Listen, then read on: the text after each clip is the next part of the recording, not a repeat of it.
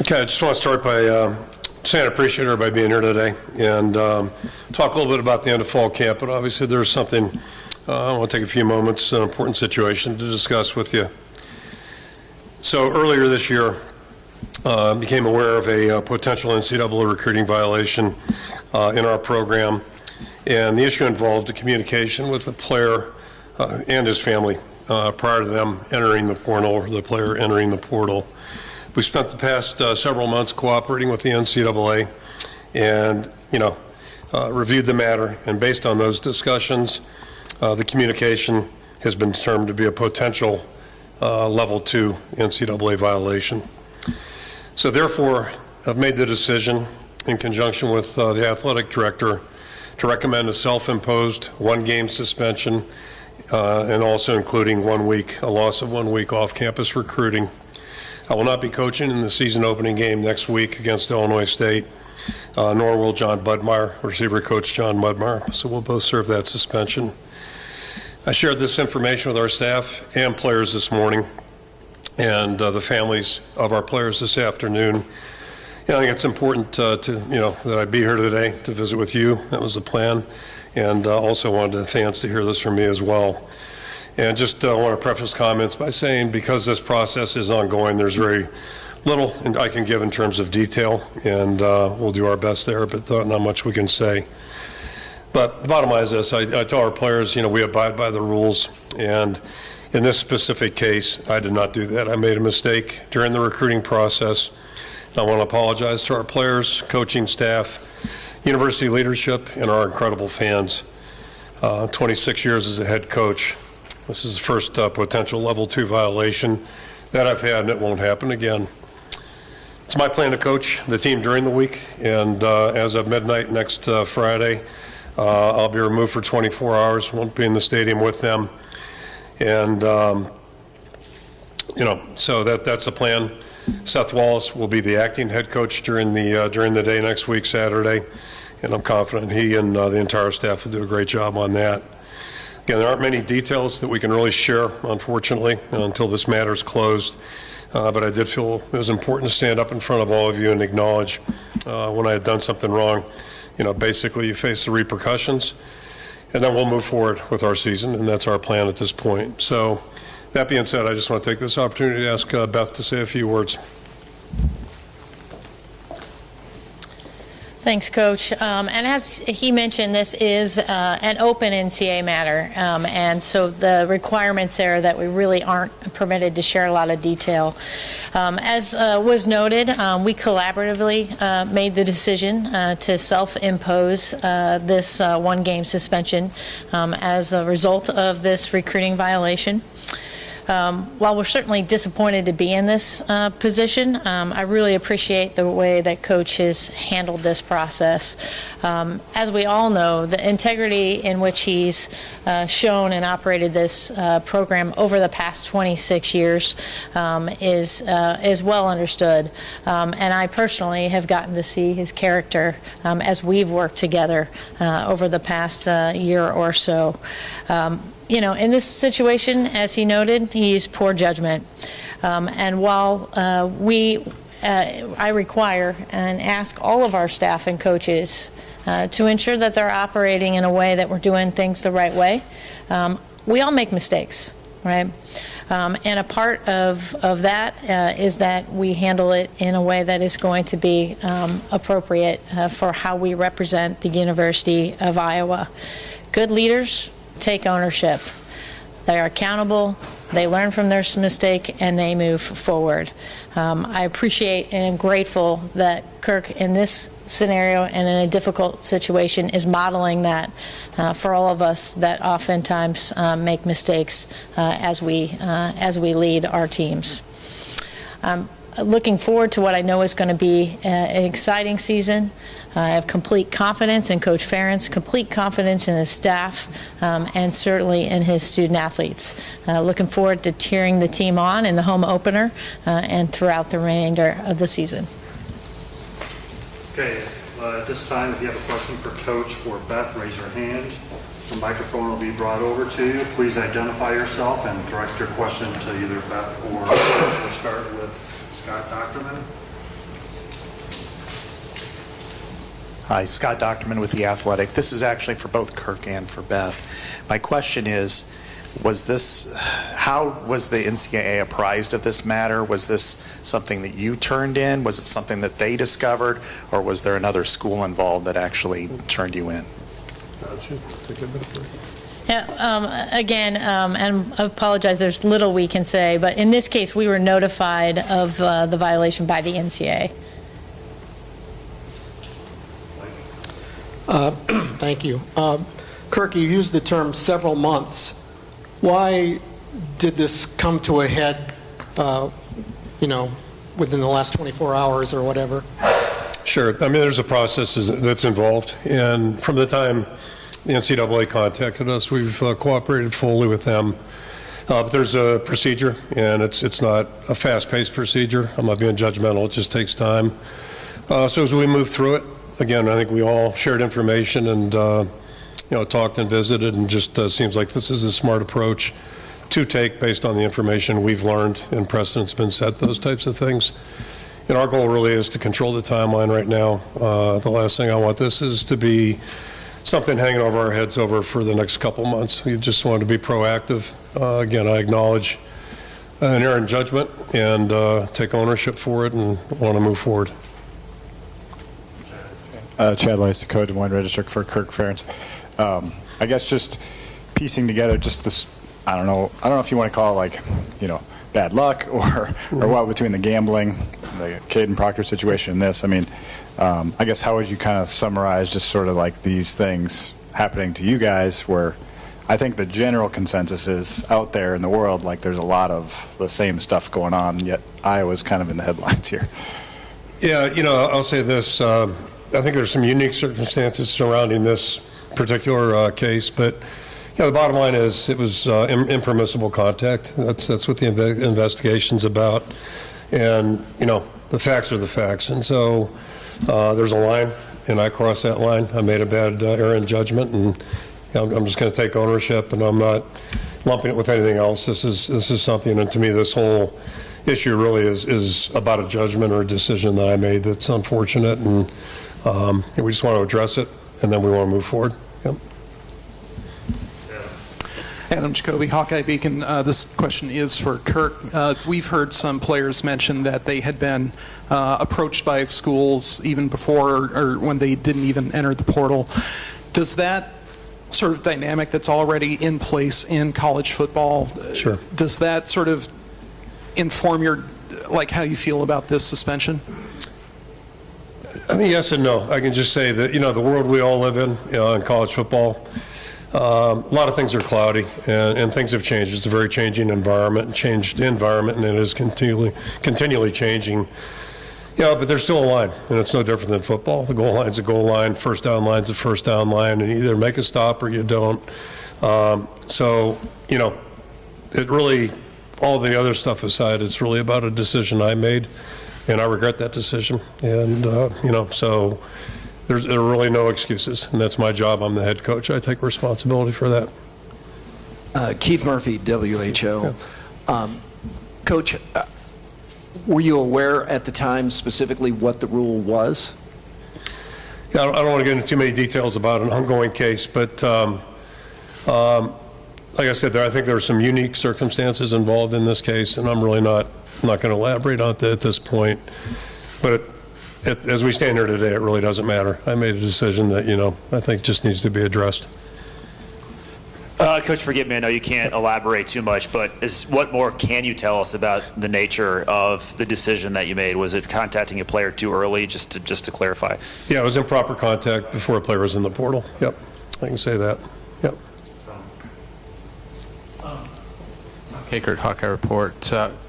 Kirk, what you're going to be down, John, Phil's banged up.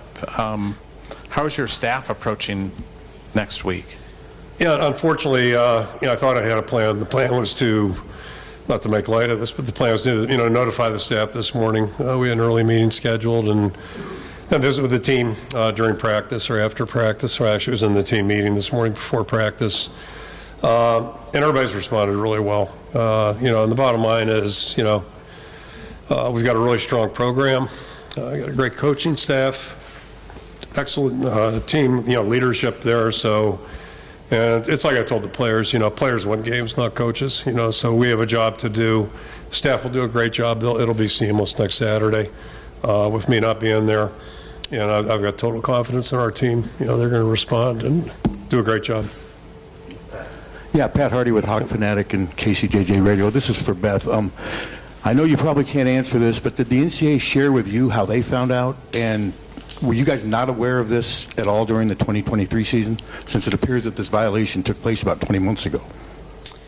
I'm not sure there's anything I can share on that in terms of the timing of it, but what I will say, and this is the normal course of how we operate, we have I think a really robust compliance program, and if we would have been aware, we would have self-reported that to the NCAA.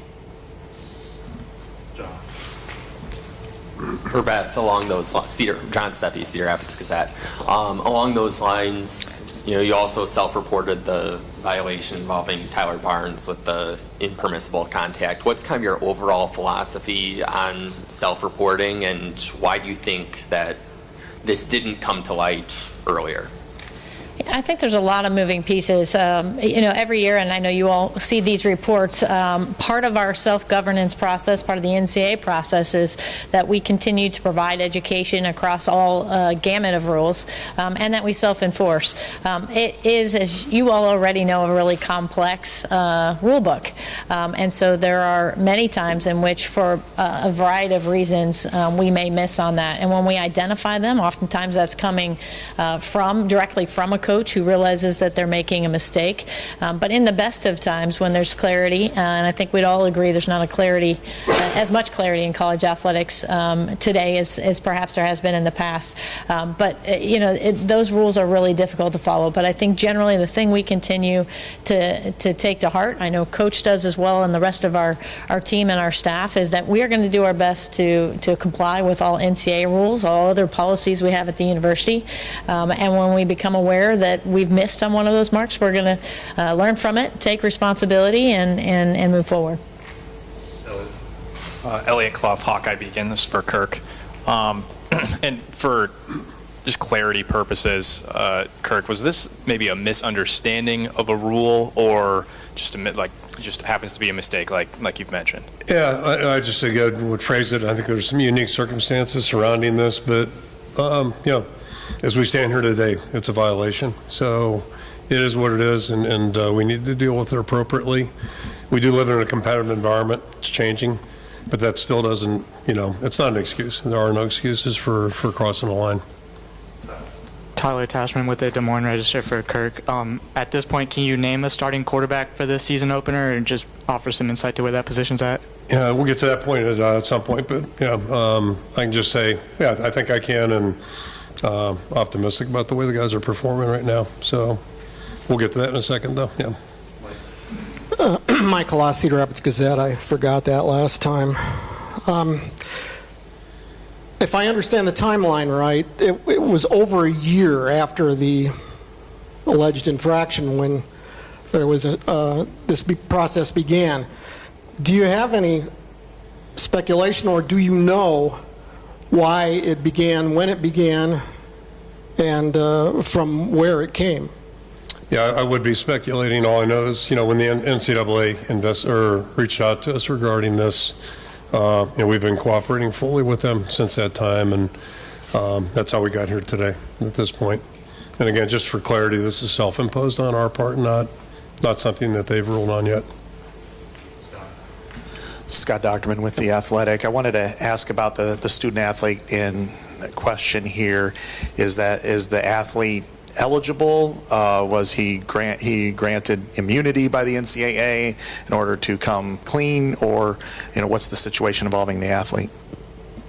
I can answer knowing that he is eligible. I have no knowledge of him not being eligible at any point this season. So that's that. And really, I think the bigger issue, it's about who made the decision for the illegal contact, and that would be me. Coach Keith Murphy, WHO. How difficult is the thought of you missing your first game? Yeah, I've never been there before, so it's going to be something different and unique. I know some coaches missed during COVID. But yeah, this will be a first-time experience. I've been away from the team during game week. That was unusual. But I guess if there's a lesson learned, going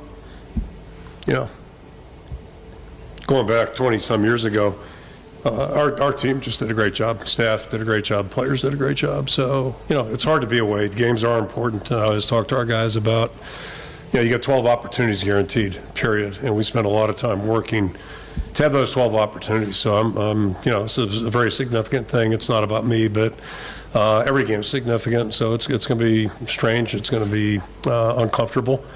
But I have total confidence again in the people that I work with every day.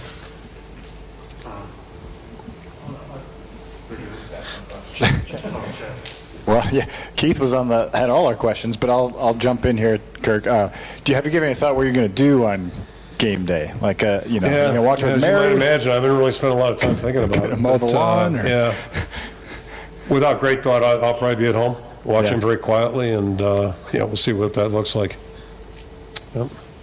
This question is for Scott Rice for KCCI. So the NCAA, can you explain the process from here on out? Could they increase the suspension or anything like that?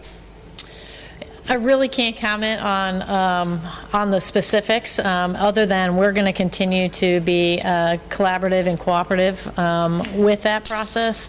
We have been to that point. We obviously communicated with them about the action steps we were taking today and for this first game, and so we're just anxious to continue to work with them through conclusion and trust that we'll end in a good spot.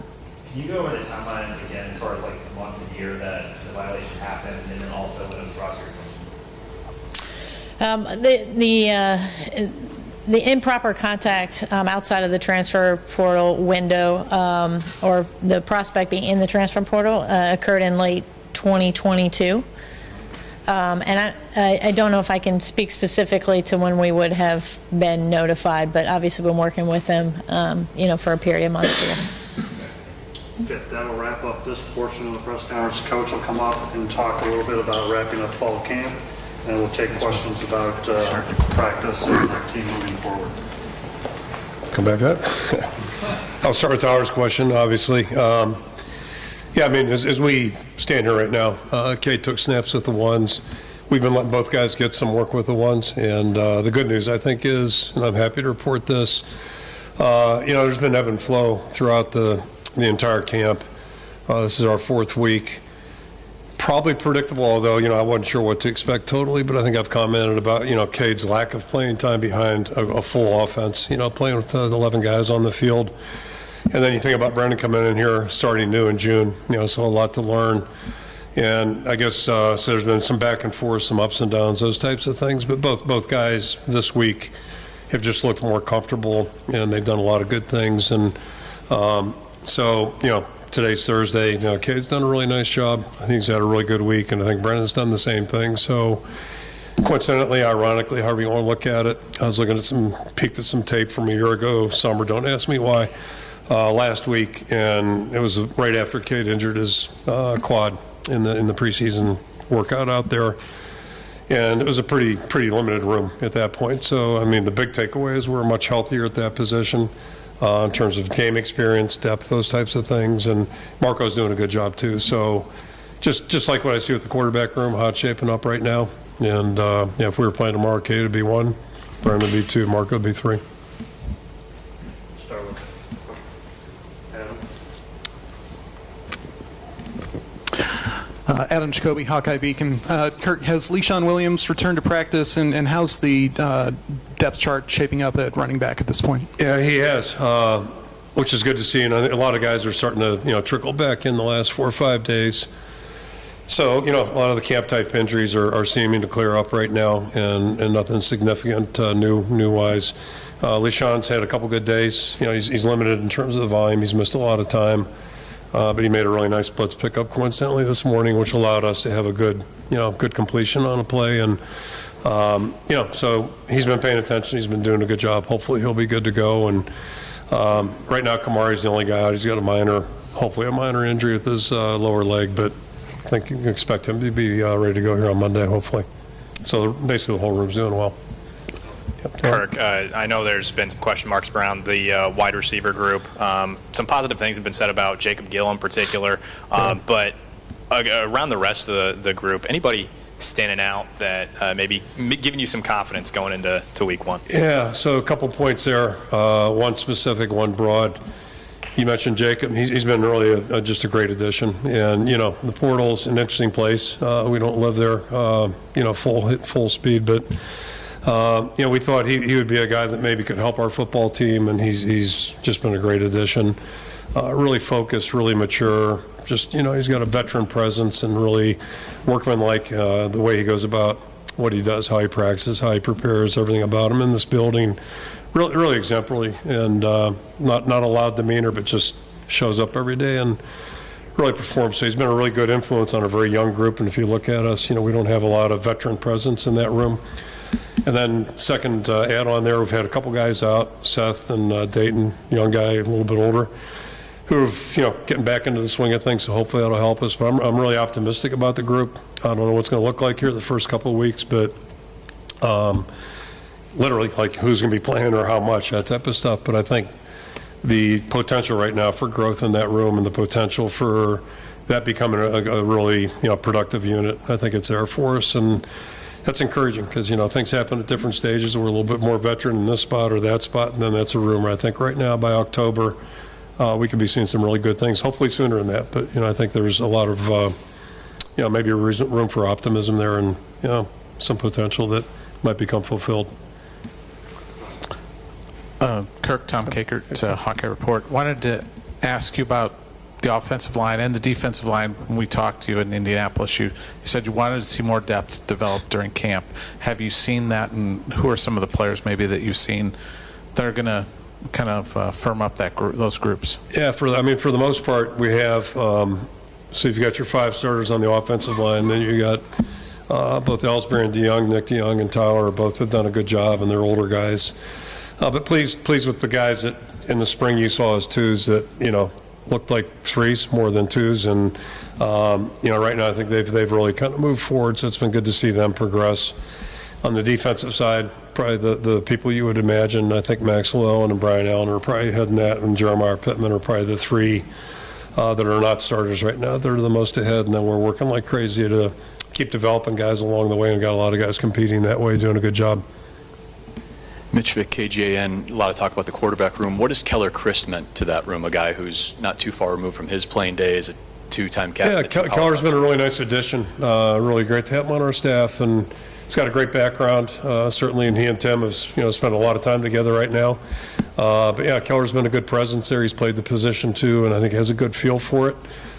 Communicates really well with the guys. I think he's really respected, and yeah, so he's been a really good addition to our program. Kirk, Scott again. Sometimes guys with ACLs kind of have an unconscious fear of whether it's stepping and throwing when they're passing the ball, and Cade seemed to be that way, at least from my viewpoint. He just wasn't quite doing his fundamentals that he should the other day. Has he improved in that area? And then how has he caught up as far as accuracy goes? Because that was kind of a rough day for him. Yeah, no question. And I think I can think of like 3 specific plays, one on the public scrimmage, but that's probably the best thing that happened that day was he stepped around and actually pulled it down, looked confident. But he's had a couple other moments, since that time that are kind of give you reassurance. I think he's through all that, not thinking about it. Cohen, on the other hand, is like the other end of the spectrum. Like he looks like he's fully healthy out there, and he is. But I mean, it's just funny. Everybody's got a little different approach. But typically, most players go through that. They experience that, and you just kind of have to be patient there. That was one more thing I think that was making maybe his the flow of his play a little bit tough. The missed team time, you're dealing with an injury, all those kinds of things. But this week he's looked really comfortable and confident, which is great to see. Kirk, I know you normally don't like doing this, but would you consider using both Cade and Brendan going into a game? I mean, yeah, we'll consider anything. The game plan will probably look a little different for either guy, but and you're right, the first statement was correct. We probably rather not do that. All it worked okay in 81.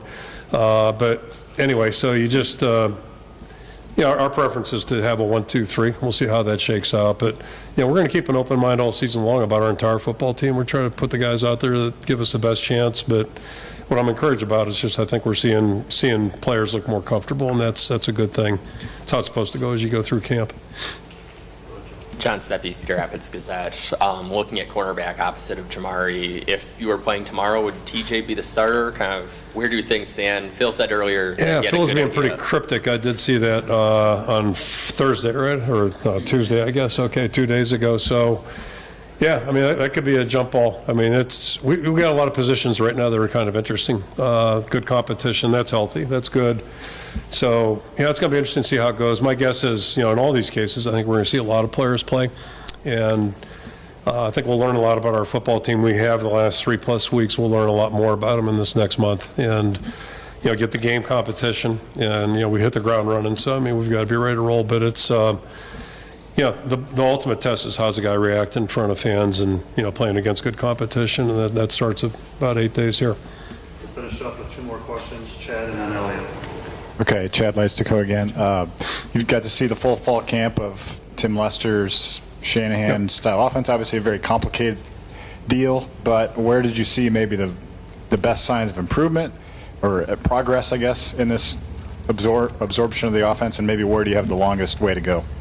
Again, I'm not trying to oversimplify or undersimplify, but it just, if we block well and our quarterbacks play well, we'll have a chance to move the ball and score points.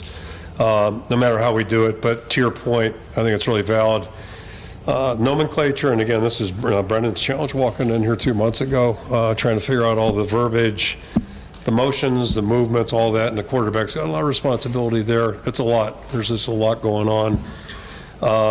And every day has been really important for us, and I think that's one thing I'm encouraged about. Normally I'm not very optimistic, I guess I am, but I mean, not in front of you guys, but I stand here right now, I actually think things are starting to we're starting to click a little bit. We've pushed past we're in camp mode and seeing some cleaner execution.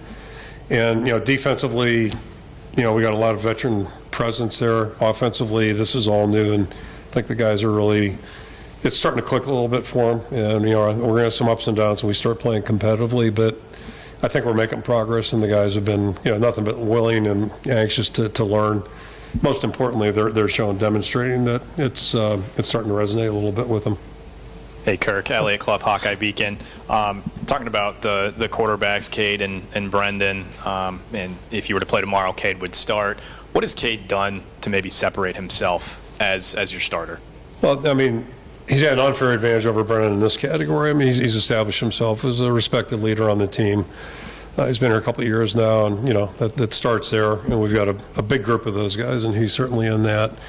And he's doing a good job on the field, and both of them are. I mean, I just want to be fair. And in my way of looking at it, he's a game experienced player in this conference. He's played in tough venues and done well, been very, very successful. But I think it's been a long haul back, and basically he hasn't been healthy for 2 years. So it's just good to see him. The last couple of days he looked more relaxed. He wasn't pressing, trying to force things like that. And I'm no expert on quarterback play, but I know you can't do that stuff.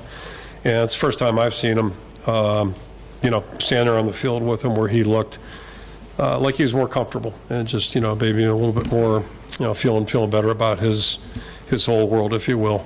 And it's easy to talk about it, but that's a hard position to play. That's one thing I do know. I'm a dumb line coach, but it's just the hardest position out there.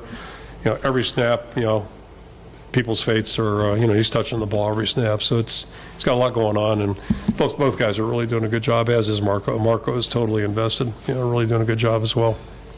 Okay. Thanks, Coach. Okay, thank you. Thanks, Kirk. Thank you, guys. Don't forget to submit your player list for next week, and weekend. See you next Tuesday.